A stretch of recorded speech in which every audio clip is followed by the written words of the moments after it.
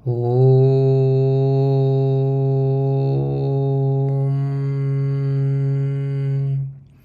ఓం నమో భగవతే వాసుదేవాయ. శ్రీరామ రామ రామేతి రమే రామే మనోరమే సహస్రనామ తత్తుల్యం రామనామవరాననే. రామాయ రామభద్రాయ రామచంద్రాయ వేదసే రఘునాథాయ నాథాయ సీతాయాం పతయే నమః. ఆపదామపహర్తారం దాతారం సర్వసంపదాం లోకాభిరామం శ్రీరామం భూయో భూయో నమామ్యహం.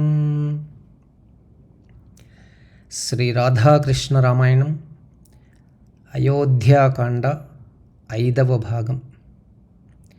4వ భాగంలో సీతారామ లక్ష్మణులు అరణ్యవాసానికి బయలుదేరుట, గంగానదిని దాటుట, గుహునికి వీడ్కోలు చెప్పుట, సుమంత్రునికి వీడ్కోలు చెప్పుట, ఇవి తెలుసుకున్నాం. రామ వనవాసంలో సాధనా మర్మాలను కూడా తెలుసుకున్నాం. 5వ భాగంలో సీతారామ లక్ష్మణులు భరద్వాజ ఆశ్రమం చేరటం, భరద్వాజ మహర్షి జన్మ వృత్తాంతం తెలుసుకునే ప్రయత్నం చేద్దాం. అలాగే రామ వనవాసంలో సాధనా మర్మాలు తెలుసుకుంటాం. శ్రీ రాధాకృష్ణ రామాయణం ముముక్షువుల సాధనకు కరదీపిక. ఇక కథలోకి వెళ్తాం. సీత వెనుక రాముడు సాధకుడు. ప్రకృతిని అంటే మహామాయను గమనిస్తూ తత్స్వరూపమగు లక్ష్మణుని పూర్తిగా అవగాహనకు తెచ్చుకొను సాధనే లక్ష్మణ సీత రాముడు అను వరుసలో నడుచుటలోని మర్మం. ఇక చివరిసారిగా తనకు తాను పరీక్ష చేసుకుంటాడు సాధకుడు. అదే లక్ష్మణుని అయోధ్యకు మరలి పొమ్మనుట. సాధనలో తనకుండే శ్రద్ధ దృఢత్వాన్ని తెలుసుకొనుట. ఇక్కడ గురువులు లేరు, తనకు తానే గురువు. నీవు తప్ప నాకు ఎవరు వద్దు, తుదకు నా తల్లిని కూడా నేను చూడను అనుటలో అన్యథా శరణం నాస్తి త్వమేవ శరణం మమ అను అర్పిత తత్వం బయటపడుతోంది లక్ష్మణునిది. అదే వైరాగ్యానికి పరాకాష్ట. ఒంటరిగా మిగిలిన సీతారామ లక్ష్మణులు అడవిలో ఎక్కడికి వెళ్ళారు, వారి కథ ఏమిటి అనేది తెలుసుకుంటాం. దారి తెన్ను లేని అడవిలో లక్ష్మణుడు దారి కలుగజేస్తూ ఉన్నాడు. తన తల్లి సీతమ్మ కనువుగా దారిని ఏర్పాటు చేస్తూ ఉన్నాడు. అయోధ్యలోను మిథిలలోను చూడని చెట్లను పక్షులను చూస్తూ ఆనందపడుతూ నడుస్తోంది అమ్మ సీతమ్మ. పచ్చని పచ్చికలతో ప్రకృతి వారికి స్వాగతం పలుకుతూ ఉంది. చెట్ల పేరడుగుతోంది అమ్మ. సర్వాత్మ పేర్లను చెబుతూ ఉన్నాడు. ఆశ్చర్యంగా వింటూ నడుస్తూ ఉన్నారు. అన్నా వదినల సేవలకు వివిధ రకాల పుష్పాలను సేకరిస్తున్నాడు లక్ష్మణయ్య. అచ్చటచ్చట కంటికి ఇంపుగా సెలయేర్లు అవి ప్రవహించేటప్పుడు చేసే శబ్దాలు సంగీతంలాగా వినిపిస్తూ ఉన్నాయి. జానకి మనస్సుకు ఆనందాన్నిస్తూ ఉన్నాయి. అరణ్యమైన ఆనందంగా సాగుతోంది వారి పయనం. అల్లంత దూరంలో ఆకాశంలో పొగ వచ్చుట కనపడింది. అక్కడక్కడ చిన్న చిన్నగా నరకబడ్డ కట్టెలను చూచారు. దగ్గరలో 2 నదులు పారే శబ్దమూ వినిపిస్తోంది. ఎవరిదో ఆశ్రమం దగ్గరలో ఉందని నడక వేగాన్ని పెంచారు బాటసారులు. సాయంకాలమైంది. గంగా యమునలు కలిసే చోటును చేరుకున్నారు. దగ్గరలో భరద్వాజముని ఆశ్రమాన్ని చూశారు. భరద్వాజుడు గొప్ప ఋషి తపస్సంపన్నుడు, మహాజ్ఞాని. తనను తాను పరిచయం చేసుకుని నమస్కరించాడు రామయ్య. తమ్ముణ్ణి, భార్యను పరిచయం చేశాడు దాశరథి. రఘువంశ రాజకుమారులని తెలిసి ఆనందించి తగు రీతిగా అతిథి సత్కారాలను చేశాడు భరద్వాజముని. తండ్రి మాట మేరకు వనవాసం చేయుటకు వచ్చినానన్నాడు. వనవాసానికి అనుకూలమగు స్థలాన్ని చూపమన్నాడు రాఘవుడు. మహాభాగ్యమన్నాడు భరద్వాజుడు. అవకాశో వివిక్తోయం మహానద్యో సమాగమే పుణ్యశ్చ రమణీయశ్చ వసత్విహ భవాన్ సుఖం. మహానదులకు గంగా యమునల సంగమ దేశం రమణీయమైనది, అనుకూలమైనది, పావనమైనది, శుభములనిచ్చేది. ఇచ్చటే నివసించమన్నాడు ముని. ఆసన్న పౌరజానపదో జన. బంధువులు, గ్రామ ప్రజలు మమ్ములను చూచుటకు వస్తూ ఉంటారు, ముఖ్యంగా సీతను చూచుటకు. దానితో ఈ ప్రదేశం జనంతో నిండిపోతుంది. మీకు కూడా ఆటంకం కలగవచ్చు. కావున జనం లేని, జనం రాలేని చోటును చూపించమని ప్రార్థించాడు రఘురాముడు భరద్వాజుణ్ణి. భరద్వాజాశ్రమాన్ని రామ లక్ష్మణులు సీతతో కూడా చేరారు. ఈ సంఘటనలోని యోగ మర్మాన్ని తెలుసుకున్నటకు మునుపు భరద్వాజుని జన్మ వృత్తాంతం, అందులోని మర్మాన్ని గురించి ఆలోచించిన భరద్వాజ జన్మ వృత్తాంతం భారతంలో కనిపిస్తుంది. దేవతల గురువు బృహస్పతి, అతని సోదరుడు ఉతద్యుడు, అతని భార్య మమత. మమత పూర్ణ గర్భవతిగా ఉన్న వేళ ఆమెను బలాత్కరిస్తాడు బృహస్పతి. ఈ సంఘర్షణలో భూపతనమైన దేవగురువు రేతస్సు శిశువుగా మారుతుంది. భూపతన శిశువు పోషణ విషయంలో మమతా బృహస్పతుల మధ్య వాగ్వాదం ఏర్పడుతుంది. వారి వాదనలో ద్వాజం ద్వాజం భర అను పదము పెక్కుమార్లు పలకబడింది. చివరకు అది భరద్వాజగా మారుతుంది. భూపతన శిశువుకు భరద్వాజ నామకరణమగుటకు కారణమైంది. బృహస్పతి మమతలచే వదిలివేయబడ్డ భరద్వాజుడను శిశువును మరుత్తులు భరతుడను రాజునకు ఇచ్చారు.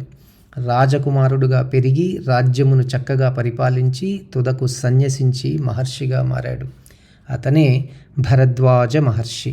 మన పురాణాలలో అచ్చటచ్చట ఇటువంటి అశ్లీల కథలు కనిపిస్తాయి. నిజానికి అవి అశ్లీలాలు కావు. ఇవి గుణ ప్రాధాన్యాలు, యోగ సాంకేతిక సంఘటనలు. ప్రస్తుతం భరద్వాజుని జన్మంలో కూడా ఇదే మర్మం. బృహస్పతి సహోదరుడు ఉతద్యుడు. ప్రణవములోని ఉకారం ప్రకృతికి సూచన. ప్రకృతియే సత్యమని తలచు మనోభావం. అతని భార్య మమత, అంటే మమకారం, మోహం. ప్రకృతికి వశపడి వ్యామోహంలో ఉండు స్థాయి భావమే మమత, ఉతద్యులు. మమత పూర్ణ గర్భిణి. ప్రకృతి లేక ప్రకృతికి సంబంధించిన శరీరమే నిత్యము సత్యమను వ్యామోహ భావనకు సాంకేతికమే మమతా గర్భం. మాయామోహిత భావనలో సదా ఉండుటయే దీర్ఘతమం, అంటే ఎక్కువ కాలం తమోగుణములో ఉండుట. మమతాపుత్రుడు అజ్ఞానం. బృహత్వాచ పతి బృహస్పతి అనే అర్థాన్ని బట్టి గొప్పవగు వేదవాక్కులకు అధిపతి దేవగురువు. ప్రజ్ఞానం బ్రహ్మ, అహం బ్రహ్మాస్మి, తత్వమసి, అయమాత్మ బ్రహ్మ అనునవి గొప్ప వాక్యాలు. సంపూర్ణ పరమాత్మ నిరూపణ వాక్యాలు. పూర్ణమదః పూర్ణమిదం పూర్ణాత్ పూర్ణముదచ్యతే పూర్ణస్య పూర్ణమాదాయ పూర్ణమేవావశిష్యతే అంటోంది ఈశోపనిషత్తు. దృశ్యగోచరమగు అనగా కంటికి కనపడు జగత్తు, కంటికి కనపడని పరతత్వమంతయు బ్రహ్మస్వరూపం. అది అనంతం, సర్వమునకు కారణమగునది. ఏది లేకుంటే జగత్తు మొదలగునవి ఉండవో అదే సత్యం, సత్పదార్థం. ఇటువంటి పరమాత్మ, పరమతత్వ జ్ఞానాన్ని సూచించువాడు బృహస్పతి. సంపూర్ణ జ్ఞానానికి సంకేతం. శరీరమే సత్యమని, బాహ్యలోకమే నిత్యమను శాశ్వత భావనకు సాంకేతికం మమతా ఉతద్యులకు జన్మించిన దీర్ఘతముడు మమతాపుత్రుడు, సంపూర్ణ అజ్ఞానానికి రూపం. దీనిని బలవంతంగా అనంగా ప్రయత్నపూర్వకముగా నాశనం చేయుటే మమతా బలత్కారం. సాధనానుపరంగా ప్రయత్నపూర్వకంగా అజ్ఞానాన్ని నాశనం చేసి మన ప్రవృత్తులను అధిగమించి సత్పదార్థమునందుకొనుట భరద్వాజాశ్రమంలోని మర్మం. భర అంటే బలవంతంగా అనగా ప్రయత్నపూర్వకంగా, ద్వా అంటే ఉచ్ఛ్వాస నిశ్వాసలతో కూడిన ప్రాణాయామ ప్రక్రియ ద్వారా, జా అంటే ఏర్పడినట్టి లేక పుట్టిన నిశ్చల స్థితి అంటే శూన్యస్థితి. దీనినే శంకరుల వారు నిశ్చలతత్వే జీవన్ముక్తి అన్నారు. ప్రయత్నపూర్వక నిశ్చల స్థితి సాధననే హఠయోగం అంటారు యోగులు. దీనిని సాధన చేయు భావనా ప్రదేశమే భరద్వాజాశ్రమం. హఠయోగ అభ్యాసంలో కుంభకం అంటే వాయువును నిరోధించిన స్థితి. దాని నుండి మరలినప్పుడు మనోభావాలు మనోవ్యాపారాలు మరలా ప్రారంభమవుతాయి. దానినే రాముడు తనను సీతను చూడవచ్చు జానపదులుగా సూచించినాడు. వీటి వలన సాధనకు ఆటంకాలు ఏర్పడతాయి. సాధనలో ప్రగతి ఊహించనిది. అందువలన సాధకుడగు రాముడు ప్రతిక్షణం పరమాత్మ భావనను వీడని జాగరూకతతో కూడిన హఠయోగ సాధన కన్నా వేరైనదగు జ్ఞాన మార్గాన్ని సూచించమని భరద్వాజుని అడిగాడు. సత్యపరాక్రముడగు రామునికి భరద్వాజుడు 10 క్రోసుల దూరంలో చిత్రకూట పర్వతము ఉంది అంటాడు. దశక్రోశ ఇతస్తాత గిరిర్యత్ర నివత్స్యసి మహర్షి సేవిత పుణ్య సర్వత సుఖదర్శన గోలాంగోలానుచరితో వానర రక్ష నివేశిత చిత్రకూట ఇతి ఖ్యాతో గంధమాదన సన్నిభ వాసమౌపైకం మన్యే తవ రామ మహాబల నానానగ గణోపేత కిన్నరోరగ సేవిత మయూరనాదాభిరుతో గజరాజ నిషేవిత గమ్యతాం భవతా శైలా చిత్రకూట స విశ్రుత పుణ్యశ్చ రమణీయశ్చ బహుమూల ఫలాయిత. ఇక్కడ అంటే భరద్వాజాశ్రమం నుండి 10 క్రోసుల దూరంలో చిత్రకూట పర్వతం కలదు.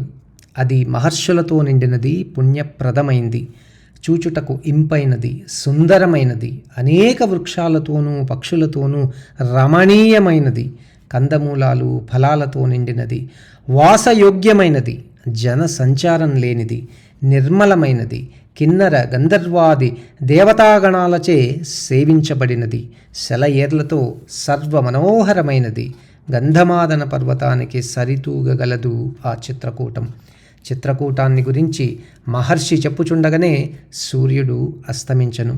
అలసినట్టి సీతారామ లక్ష్మణులు భరద్వాజాశ్రమంలో ఆ రాత్రికి విశ్రమించారు. సకలానికి ఆధారమైన పరమాత్మ నా భాగ్యవశమున నా ఆశ్రమంలో నిలచినాడని భావించి పొంగిపోయాడు భరద్వాజుడు. స్వధర్మానుచరణతో సూర్యభగవానుడు తన వంశశ్రేష్ఠుని మేలుకొలిపాడు. మేలుకొన్న మేదినీ జామాత ప్రాతకాల విధులను నిర్వర్తించాడు. వినయంతో చిత్రకూటానికి మార్గాన్ని చెప్పమన్నాడు మహర్షిని. అందరికీ మార్గాన్ని చూపించే ఆత్మస్వరూపుడే తనకు మార్గమును చూపించమని అడుగుతూ ఉండగా లోలోన నవ్వుకున్నాడు మహర్షి. ఇక్కడి నుండి గంగా యమునల సంగమ ప్రదేశానికి చేరాలి. ఆ తర్వాత పడమటి దిక్కుగా ప్రవహించేది పురాతనమైనదియు ప్రవాహ వేగం ఎక్కువ కలిగిన యమునా నదిని దాటాలి. ఆ నది దాటుటకు యూయం ప్లవం కృత్వా తరతాంశుమతీం నదీం స్వయంగా నావను తయారు చేసుకుని దాటండి అన్నాడు భరద్వాజుడు. యమునా నది ఆవలి తీరంలో పచ్చని ఆకులతో నిండినది, అనేక వృక్షాలను తన చుట్టూ కలిగిన శ్యామం అను సువిశాలమైన మర్రి చెట్టు ఒకటి కనిపిస్తుంది. ఈ వృక్షంపై అనేక మంది సిద్ధులు నివసిస్తూ ఉంటారు. ఆ చెట్టు వద్ద మీరు ఆగినా ఆగవచ్చు, లేదా ముందుకు పోవచ్చును. అచ్చట దానికి తనకిష్టమైన కోరికలను కూడా కోరవచ్చును. దానిని దాటి క్రోసు దూరం నడువుగా మోదుగా, రేగు మొదలగు చెట్లతో నిండి నీలపు రంగు గల అడవి కనపడుతుంది. ఆ నీలవర్ణ అడవియే చిత్రకూటం. అక్కడనే ఉంది వాల్మీకి ఆశ్రమం. ఈ విధంగా చిత్రకూటానికి మార్గాన్ని చెప్పి ఇహవా వనవాసాయ వసరామ మయాసహ అని సూచన కూడా ఇచ్చాడు. మీరు నా ఆశ్రమంలోనైనా ఉండవచ్చు, లేదా చిత్రకూటంలోనైనా నివసించవచ్చునని వారి ఇష్టానికే వదిలాడు మహర్షి. ఆత్మీయులను సాగనంపినట్లు కొంత దూరం వరకు పోయి మరలి వచ్చాడు మహర్షి భరద్వాజుడు. స్వస్తి ప్రజాభ్య పరిపాలయంతాం న్యాయేన మార్గేణ మహిం మహేషా గోబ్రాహ్మణేభ్యः శుభమస్తు నిత్యం లోకా సమస్తా సుఖినో భవంతు. జై శ్రీరామ్, జై హనుమాన్. అయోధ్యాకాండ 6వ భాగంలో కలుసుకుందాం. సర్వే జనా సుఖినో భవంతు.